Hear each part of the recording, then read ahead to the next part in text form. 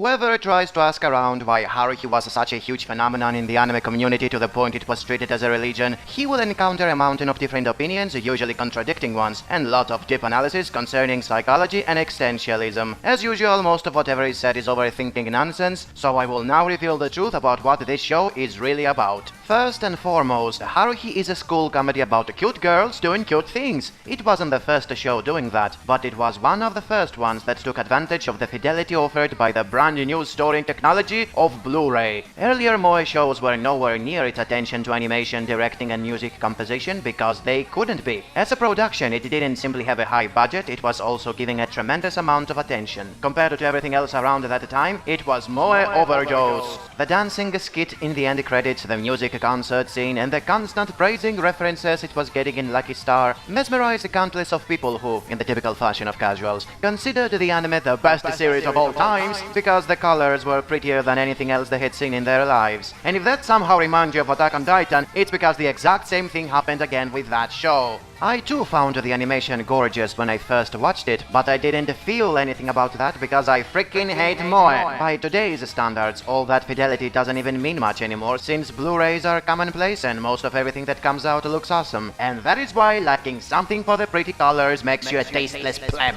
Of course, looking nice is far from enough to excuse why so many people liked the show. If it was just typical cute girls doing typical cute things in a typical school, it would get old very fast and it wouldn't be so popular for all these years. In fact, the show wasn't popular during its first half because most of the audience thought it was one of the same stuff they had already seen in Azumanga Daioh or Canon. It was during the second half when people found out there were crazy stuff going on in it. They loved the supernatural elements it had, espers and time travelers and aliens and gods and reality warping and lots of other cool ideas. And to top all that, they were thrown in a school setting, which is the laziest idea to use, but also the most successful one because everybody can relate to something they were part of for at least a dozen years of their lives. I too like them as ideas, but I was never made to love the show because of them since they were nothing more than gimmicks. They weren't semi-independent side stories taking place at the same time. They were figments of someone's imagination thrown there just for flavoring the moe. The done-to-death school setting wasn't helping me give two shits about whatever is going on, and by now it's obvious how moe has taken over the industry and sucked dry its creativity since all they are doing is throwing in cute girls and random ideas that go nowhere.